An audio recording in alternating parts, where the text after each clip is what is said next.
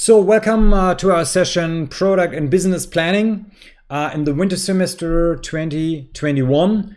Due to Corona, we are having digital lectures as advised, and let's get started. So as said, please enroll into the course by accessing the virtual university page here at http and then you have lernraum.th/lübeck.de. There is no access code which you need. Just register to the course. It should be you should be fine. Introduction is not necessary because I already introduced myself, and you can also watch my introduction video on the YouTube.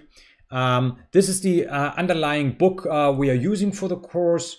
The recommended reading for the exam is the new book I've wrote with my friend and colleague, Professor Dr. 𝗪𝗿𝗂𝘀𝗁, Marketing Principles and Practice. In the 4th edition now, it has been ranked among the top management books and marketing books in the world by Domendos, and it's been sold. Via all Amazon pages all over the world. And in addition to giving you 25% discount, we are also giving 50% of our royalties to the United Nations World Food Program. Another book which you can look into if you are interested in the subject area of marketing is the book I wrote with my friends and mentors, Professor Philip Kotler and Professor Gary Armstrong, Marketing Introduction, which is the most used marketing textbook on the planet right now. As said already, in order to pass the course and to pass the assignment, you have to write a business plan and hand it in to me. If you're just watching the video out of interest, also please feel free to connect with me via my social media profiles, which are listed on the screen. I will be happy to answer your questions and be in touch. Let's get started with the overview of product and business plan. No matter what the product is, actually, the product can also be a service, because if you set up a business, it can be, of course, a service business you set up. So the lecture should be called Product, Service, and Business Planning. So product planning, service planning, and business planning. Sometimes also companies who set up or promote products also have exciting what we call value-added services to a company to come along with the product. Companies are not refraining themselves from stepping into the opposite category, because they are rather seeing that the service can be complementing an offering. So first of all, we have the introduction part. And so what is product and business planning in general? What is it about, and what are organizations currently facing? Which kind of challenges? Then how can you generate ideas? How can you arrive at a kind of inspiration? Then what is a business plan document? What is it comprised of? So you need to set up a business plan. Every time you start a business, you want to become an entrepreneur, you need to set up a business and write a business plan in order to convince and compel investors that it's worthwhile investing in yourself and in your business. And every business plan is always the same. It looks the same. It has the same kind of a structure. First, it starts with an executive summary listing what your business is about. What is the core essence of your business? And then you need to describe, of course, the product or service you're offering to consumers, also to companies, if you're in the B2B arena as well. So there's a difference between B2B and B2C. I don't know whether you're aware of that, but most people probably are. But let me quickly explain that again. We are differentiating in general in business between B2B, business to business, and B2C businesses. So in a B2B arena, a business such as Intel is selling products to another business, for example, Hewlett-Packard. So Intel is selling computer microprocessors to Hewlett-Packard. And let's remain in the industry. And what is Hewlett-Packard doing? Hewlett-Packard is selling to to me, for example, to Mark, via an agent, via an intermediary, we call it, or a retailer such as MediaMarkt, or for example, such as Amazon. And that is the B2C business, and that is the B2B business. Some companies are focusing on B2B, some are focusing on B2C, but there are also companies focusing on both. So actually they're not focusing, but they are doing both. One of my favorite companies is Samsung. And Samsung, probably most people know Samsung for smartphones and for TVs. But Samsung actually is one of the biggest construction companies on the planet. They built Burj Khalifa, and they're also the second largest shipbuilder, or now they are among the top 3 in the world. So very, very few people know that. So there are companies doing both both worlds here. So product and service, that's the second part of the business plan. Third part is the team. Because if I'm a bank, if I'm an investor, a financial institution, or a private investor, and you want to get some money from me, and I want to share in your company, I want to know who you are. What are your talents? Not only what is your idea, but are you also capable of really detecting customer needs and wants, and bringing out cool, appealing solutions which attract a lot of customers in the B2B or B2C or both arenas. Then, of course, every investor wants to know, what is the market like? And is there a market already where competitors are in? Or do you have an innovation which is really new to the world? So there is demand for the product, potentially, but you're the first in the market. You're stepping into, or you're generating a so-called, what we call blue ocean. There's a strategy which we call blue ocean strategy. We'll discuss that later on. And probably there's no competitor, but I want to know how big the market is, because if you restrict yourself to a very small limited market and you produce a product or offer a service which only appeals to very, very few people, then that is probably not the best thing to do, to invest in your business, because the return on investment may be not attractive to some people. Then, and that is the focus of the course, marketing and sales. So how are you setting up your marketing plan? So what shall be the price for the product? How are you running the promotion? These are the 4 P's of marketing. How are you placing the product? Are you selling directly? Are you selling indirectly? Are you selling via online channels? Are you doing everything? So we call it multi-channel distribution. And finally, what is the product itself? So product, price, place, and promotion. What is the product itself like? And then it goes next with it continues with the business model.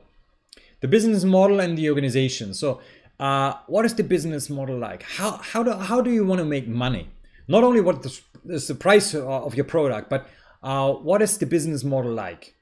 Which revenue streams do you foresee and anticipate? Then, how far are you already? So what is the milestone planning? So what did you do already? Have you, I don't know, protected your brand, for example? Is there a patent on the product if you have some kind of an invention? And what are the next milestones? Then is the opportunities and risk section. So what are the opportunities in your market? And also, what are the risks? Is your is your product, for example, subject to being copied by competitors or by people who are entering the market? And how far is the likelihood high that competitors are stepping onto your market and offer the same kind of product or same kind of service? And the final thing before the appendix is financial planning and financing. So what is the planning here? How do you want to grow? How do you want to hire people? How are you financing your business and your business growth? Basically, these are all the sections you need to cover. What we excluded from the business plan in the exercise for the university assignment now is the financial planning, but that is written in the documents. Let's get started. And marketing and sales is here a little bit in the focus because I'm a marketing guy. So there's a lot of marketing coverage here. I don't know how far we're proceeding and how far we come. So I will talk about every element of the marketing mix, but also about strategic components of marketing. I'm not running through all the sections here now, but basically this is about the marketing strategy part, about SWOT analysis, pest analysis, portfolio management, etc., etc. Good. Let's get started with the first section, the introduction phase. What is business plan development about? It is a very, very complex thing, and it has challenges in every part, in every phase here. So first of all, we have here the observation phase. So that is where you observe the market, for example, where you're wandering around and you're having some ideas in your head, and then you're also looking at potential customers, you're looking at potential competitors, and then in the development phase, you have a more concrete brainstorming probably. You're using mind map technologies or morphological box or other creative techniques in order to make your idea, your intuition a bit more concrete. So first it starts with the brainstorming, then you evaluate different kind of alternatives and you select one. You're saying, okay, we go for, I don't know, an e-bike rental service, or we go for an e-car rental service predominantly, or whatever. I don't know. There are lots of opportunities in the market. Third step in the development phase is that you need to look at the market. You need to estimate how big is the potential in a given market. And in order to do that, we first need to understand what a market is and what the market potential is. So if we have here a circle like that. Okay, so that is a market, not geographically, but this is the market volume. So if the market is already existent, so for example, you're stepping into the e-bike market, you want to sell e-bikes or you want to rent e-bikes. The market volume is all the sales in a given market put together, and the market volume is comprised of different kind of sections. Of course, I'll quickly do it like that. So, for example, like that, and so there may be competitors already in the market: A, B, C, D, E, F. So and for example, B, that is the market share of B. This is the market share. And of course, what investors want to know, and what I want to know as a kind of a supervisor to the business plan here, is you're not in the market, of course, because you want to set up your own business. So you're entering the market, and the question is here, how can you grow in the market? How can you get, for example, there are different kind of generic options here. What can you do? Of course, in real life, of course, you can simply buy a competitor. You can do an M&A process, mergers and acquisitions. You can buy D. Okay, that is not so feasible now, but in general, this is of course possible. Then, of course, you need to answer the question: how can you get, for example, the second option here? You get market share. You get customers from D, market share from D.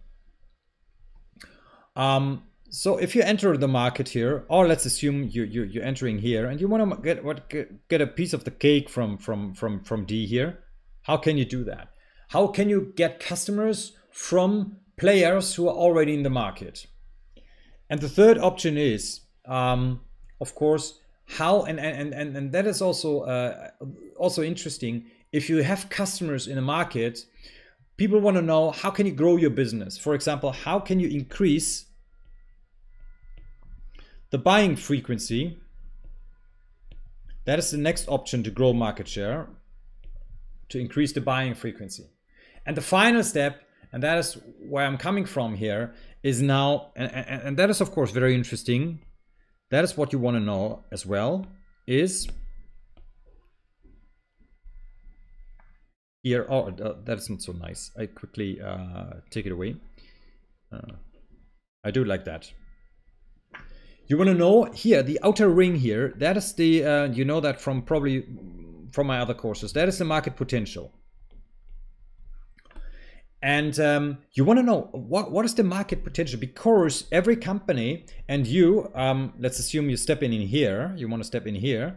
You can also not only take away market share from competitors, but you can also try here to, and that is the last option, to convert non-users or non-customers into oh, now it's gone. Oh, I'm sorry about that. I cannot put it on the screen again, or I think it's gone automatically. Unfortunately, it's gone. But the last option would be, like I said, to convert non-users into users. So how can you generate market potential? I'm quickly plotting again, very, very quickly, like that. So these are the market shares. This is the market volume, and this is the market potential.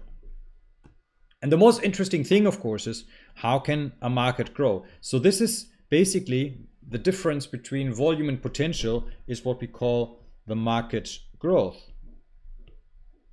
The market growth. And this is, by the way, what you need to think about as well, and what you need to answer.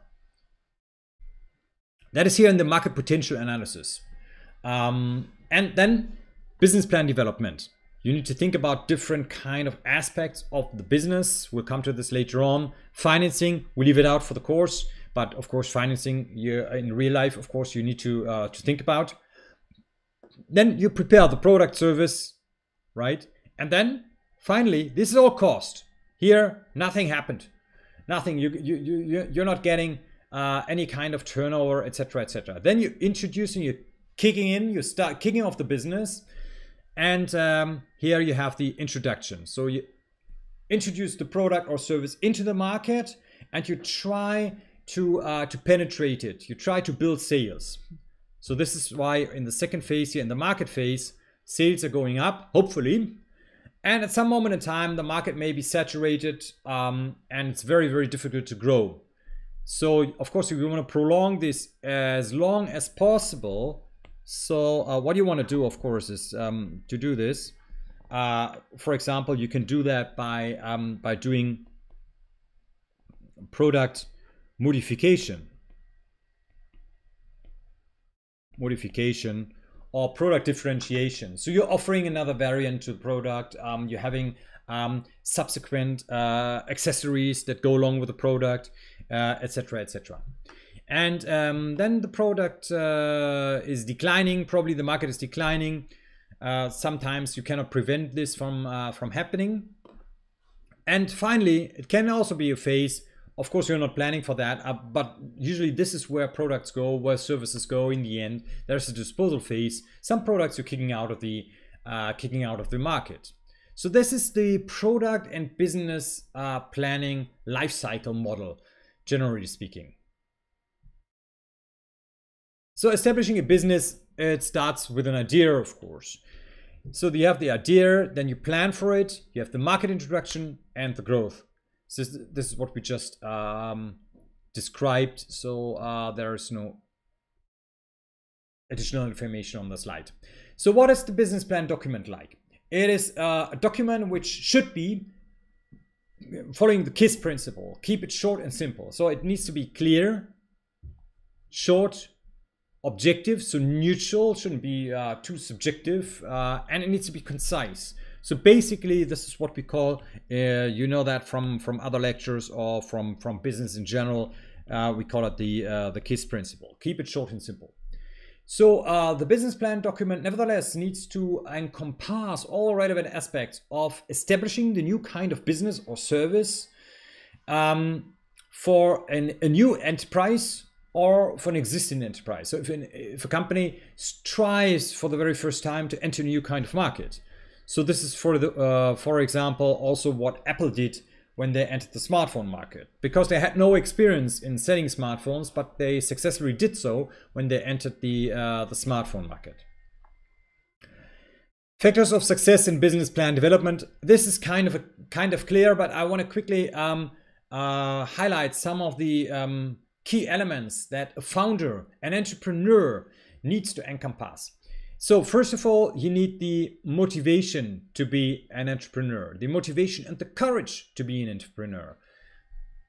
Founding team wants to become entrepreneurs with all of its advantages and disadvantages, right? So opportunities and risks must be willingly accepted, because if you set up your own business, if you really do that, not for the university now in theory, but you do it in real life, of course, you need to have the spirit to become an entrepreneur. You need to have the drive and you need to have the courage, because a lot of new businesses also fail.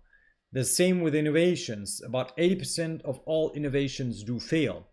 Therefore, there's a severe risk. On the other hand side, there's a big pro, of course, because if you self-entrepreneur, if you're your own boss, you can probably do what you like to do, what is close to your heart, probably.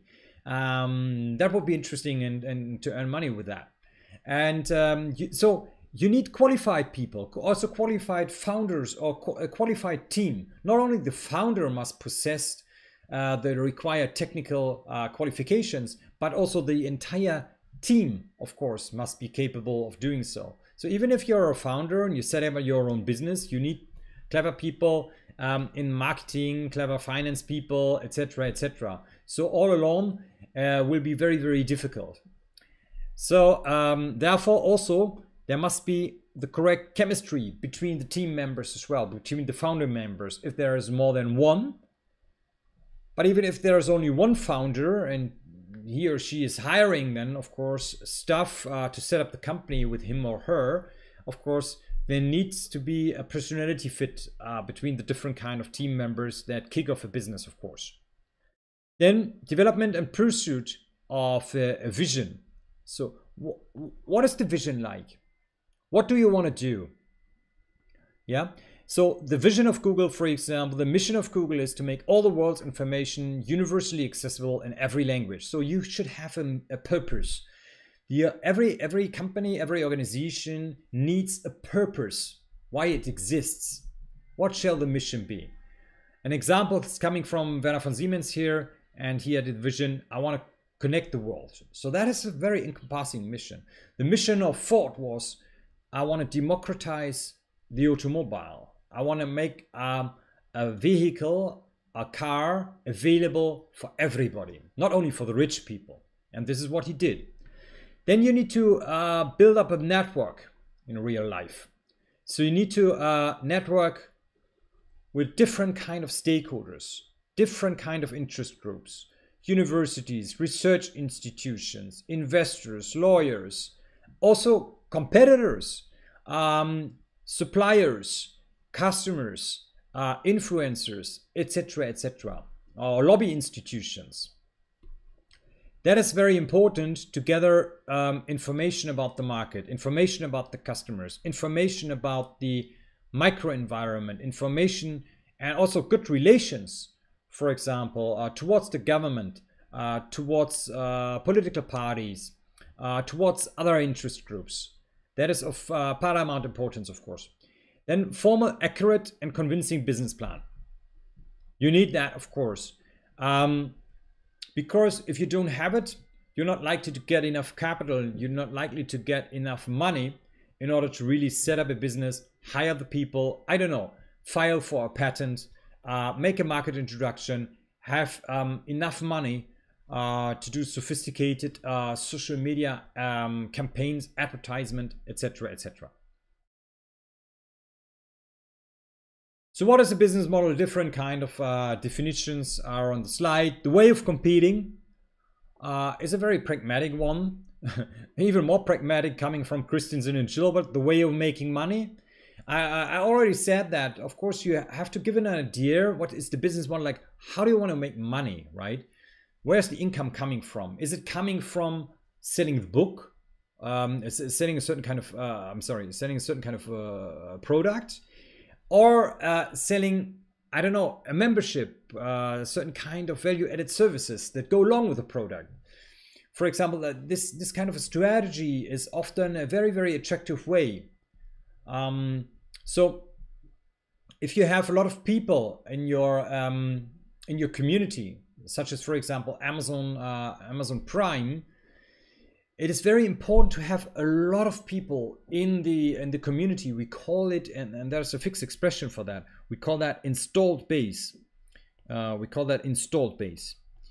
If you have a big installed base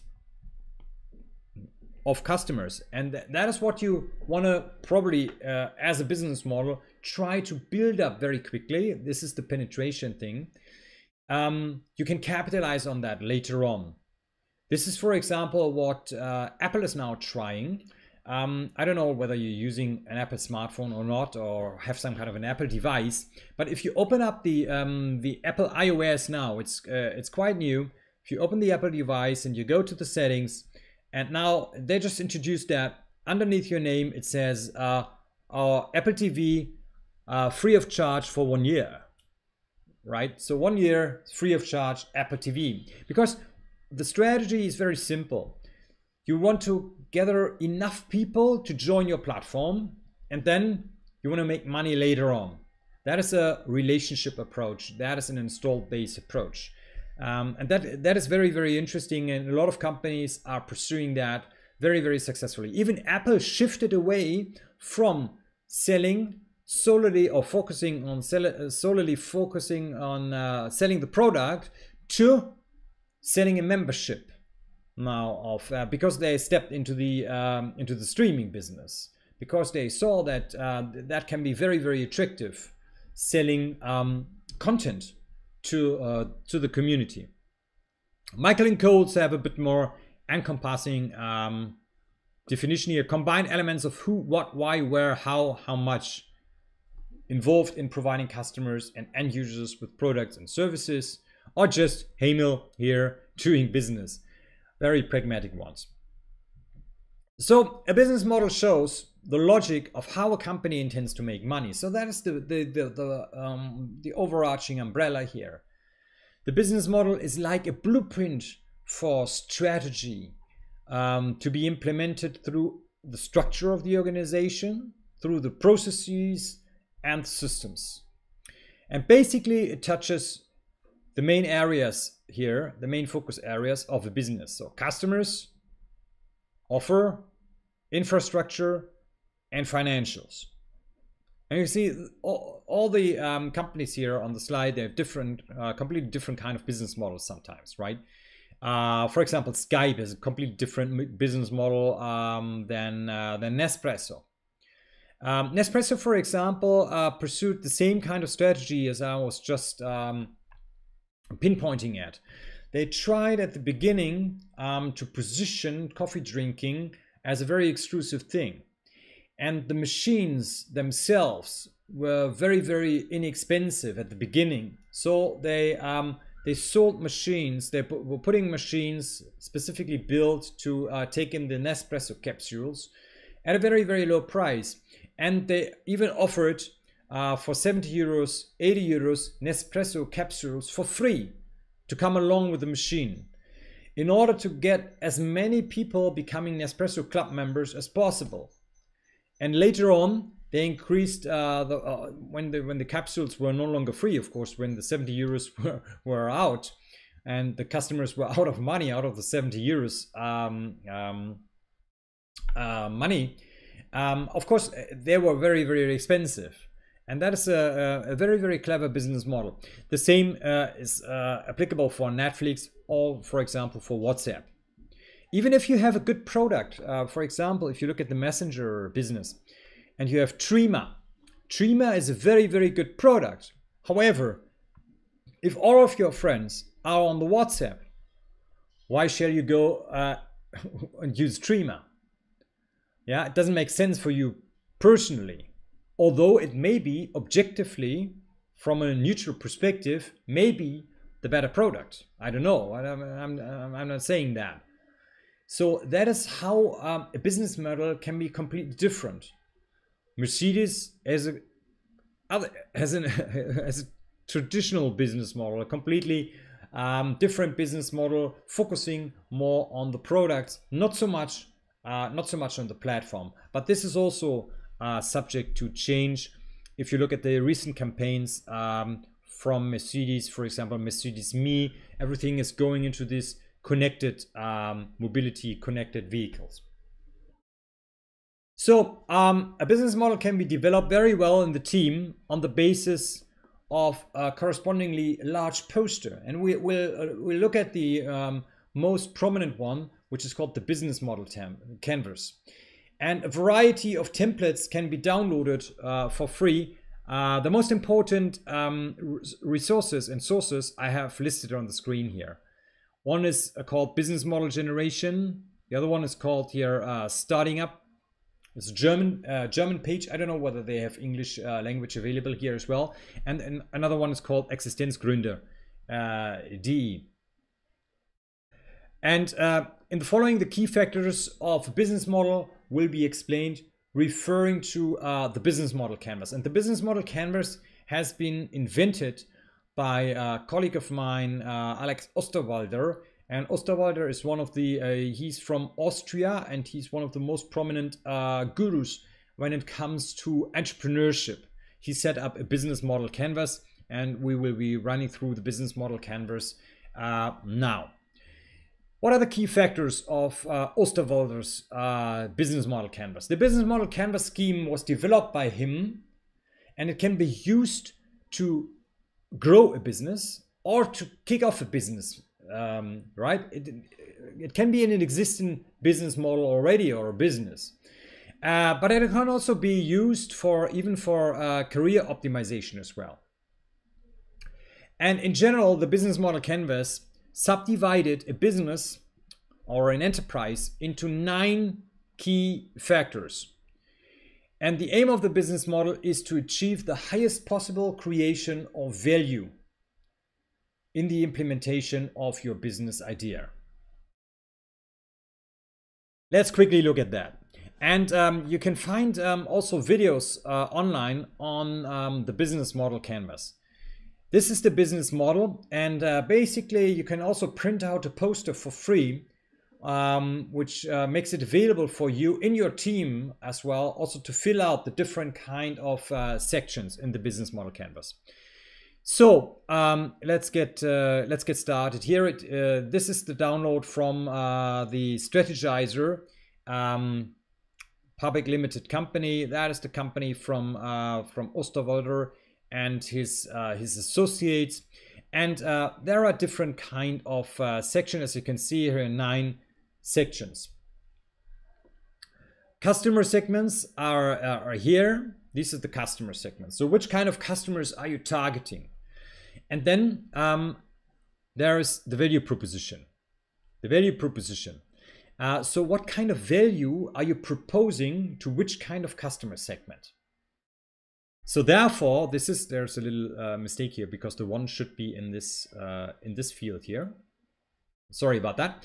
And then the second one is the value proposition, like that. So you need to think about which kind of values are you offering to which kind of customer segments. Then through which kind of channels are you doing that? So you have a little chuck here, but you can also be offering solely online services. Then which kind of customer relations are you aspiring towards? That's the fourth one. Fifth one is revenue streams. This is basically the financial part of the business. 6, what are your key resources? What kind of resources do you have in terms of patterns, in terms of HR? Then what are the key activities of your enterprise? What are the key partners you have, if you have any? What are the main building blocks with respect to costs? And so these are the 9 elements here.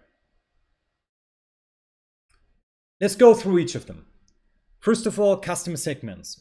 So the block customer segments defines the different groups of people or organizations an enterprise aims to reach. Doesn't make any difference whether the enterprise is already existing or the enterprise is about to be started. And the key questions are, for whom are we creating value? Who are our most important customers? And customer groups represent separate segments if their needs require and justify a distinct offering. What is meant by that? We later have an example with Lego, but I'm anticipating that a little bit now. Because customer segments, for example, if you look at Lego, there's not only children as a customer segment, but also a customer segment to Lego is also retail, of course, such as Amazon or shops, toy shops.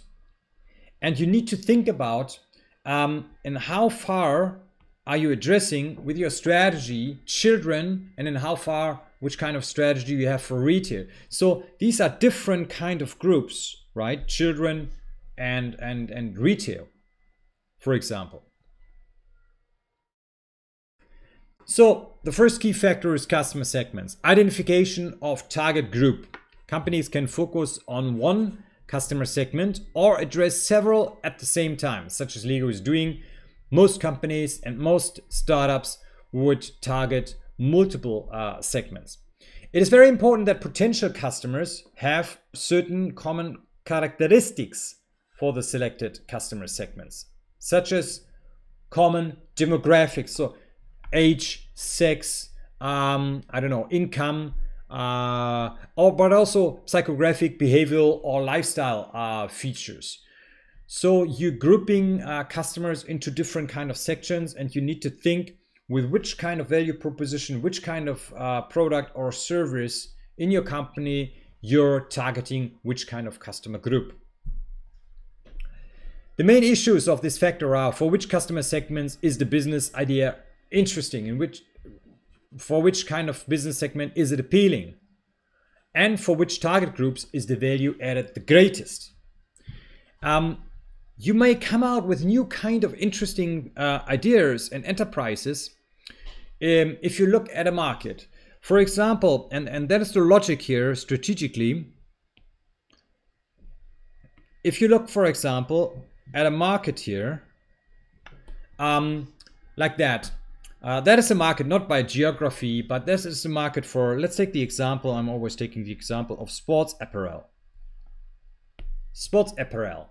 And the market for sports apparel can be segmented into different kind of sections. For example, there is a market for biking. There is a market for hiking. There is a market for diving. There is a market for soccer. There is a market for golf. There's a market for running, there's a market for swimming, and so on and so forth. Now, there is segmentation of a market. You can also segment a market differently by not looking at the kind of sports, but you can segment the same market for sports apparel, but just looking at, for example, sex and age. So you may say, oh, there is a market for sports apparel for kids being under 10, being female, or there's a market, or you can also use income as a kind of a criteria to segment the market. Now, why is that interesting? It is interesting because this segmentation process is a strategic part. If, for example, you take here away the segments and you look at a different market, for example, the market for smartphones. Usually, you would assume smartphone market, and usually you would assume that the market. You remember the slide I was giving to you with the market volume and the market potential. If the market volume is pretty close to the market potential. Let's look at the, I'm taking away quickly this one here. I'm doing it a bit differently. Now I'm plotting a different circle. I'm plotting the potential like here. Like that. So the market potential is pretty close to the market volume, meaning there's little growth opportunity here, because what we said before, we said that the difference between market potential and market volume is the growth reserve. There is another term for that. We can also call that, if you divide market volume by market potential, you arrive at what we call the market saturation degree. Saturation degree. And how far is the market saturated? Gesättigt.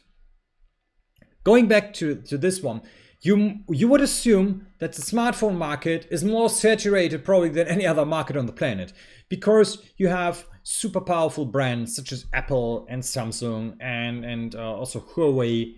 You have very nice design smartphones. I don't know, Honor, the iPhone and whatever, the Galaxy. However, you can be successful entering the smartphone market, although you have all those strong players.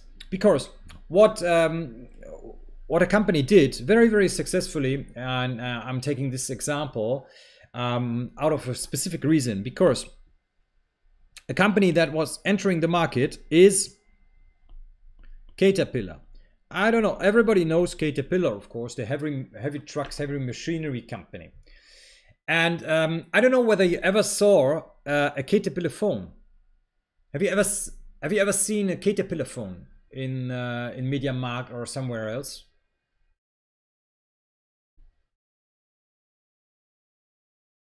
Yeah, no, never ever. Next time, pay attention to that. Or go on the Amazon or go on the MediaMarkt page, or just search for it on Bing or Google. Look for Caterpillar phones. Cat phones are very robust. What they did was they were looking at the smartphone market and said, okay, we are not segmenting the market with respect to income. We are also not segmenting the market with respect to age. We are segmenting the market with respect to professions. And they said, okay, who's using smartphones? Everybody's using smartphones. However, they were looking at the problems of a specific segment, meaning the construction workers, precisely. This is how it started. And they said, what is the issue of a construction worker? If they're working outside and the sun is shining, they can hardly read the display. So, and with the iPhone, you can hardly read the display, or with Samsung Galaxy. And if they're working in, I don't know, in great heights, and the phone drops from 25 feet, it's gone. Yeah, it's not robust. And what happens as well, when they're carrying out their job, for example, electricians, when they want to find out where the power line is running in the walls, they need separate tools. So what they did was a very intelligent move. From the market segmentation, they said, oh, we are offering a smartphone, but the smartphone has a unique selling proposition, and so far as it is super robust, and it has a heat detection camera, and there's also a laser, and you can show whether something is very much straightforward, etc., etc. So it has functions that other smartphones don't have, and it's super robust. It can drop from 25 feet and nothing happens, and it's kind of waterproof, etc., etc. And what happened was Caterpillar defined a new market within the smartphone market. They defined a new market, the market for rugged phones, And Caterpillar has a global market share of more than 2/3. Close to 70% of the global market share on the rugged phone market is occupied by Caterpillar. And I give you another example. The same market. Another example is coming from a company called 𝗬𝗪. I don't know whether you heard about 𝗬𝗪. What did 𝗬𝗪 do? 𝗬𝗪 said, I'm not segmenting a market based on pricing. I'm not segmenting a market based on jobs or gender. I'm segmenting a market purely based on age. So they said, okay, let's look at the smartphone market.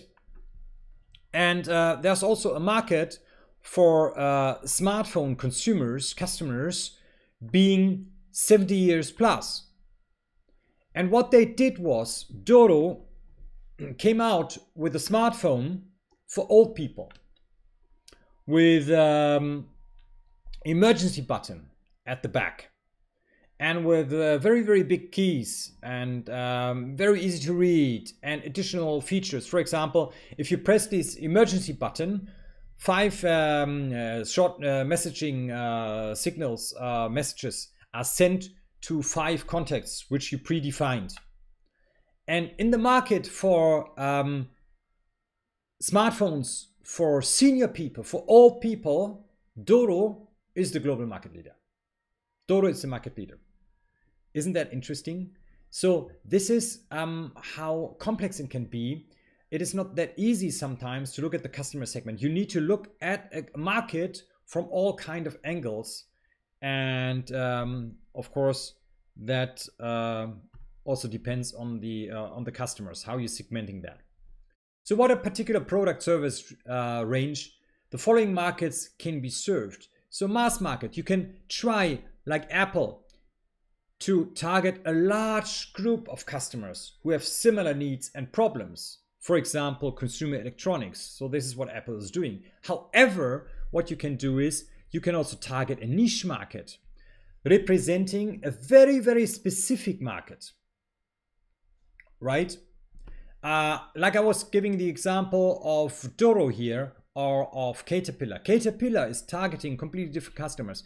And last time I've been to MediaMarkt, to a big retail chain, I was talking to the store manager there, and I was interviewing him about 𝗕𝘂𝘁 phones. And he said every person, every plumber, every electrician, every painter, everybody working in the construction, they're all buying 𝗕𝘂𝘁 phones. They're not buying anything else. There are also other cases and robust phone makers, but 𝗕𝘂𝘁 is the market leader in this segment. So segmented meaning slightly different needs and problems are addressed.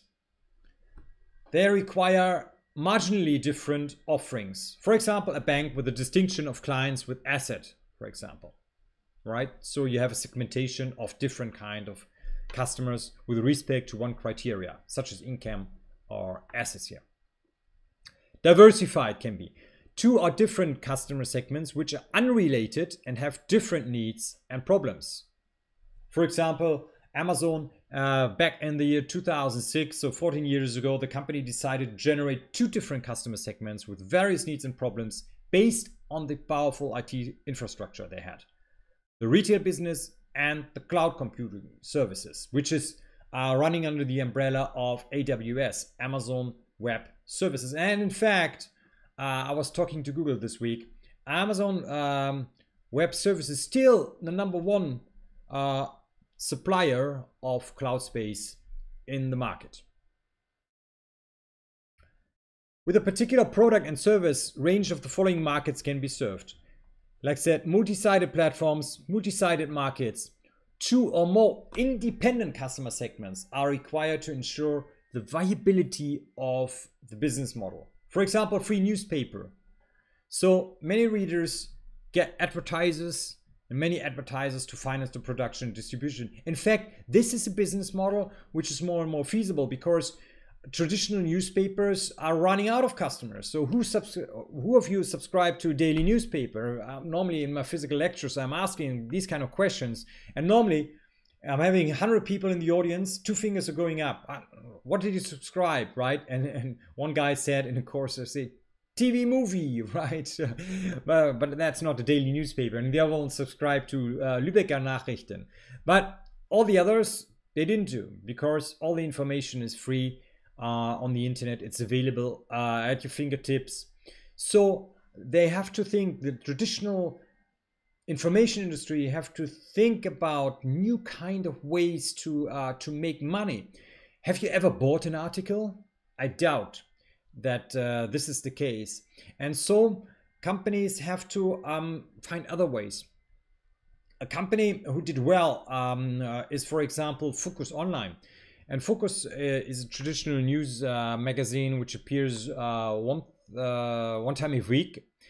But what they managed to do in the online business is they managed to build the website to be one of the most frequently used websites in Europe, because they also offer a lot of entertaining content. So they're not having purely politics or economics, etc., but also a lot of entertaining stuff and recipes for vegan eating and dining tips, etc. To get the strategy is to get as many customers as possible visiting the website in order to sell advertising space and interrupting videos to companies such as Coca-Cola and Adidas. Okay, so at this moment in time, I want to end the recording because we already did a lot of stuff here, and I don't want to make the video too lengthy. So I'm going to end it here, but I stay in the line, of course, for a couple of more minutes. So don't go away. I'm just ending the recording here.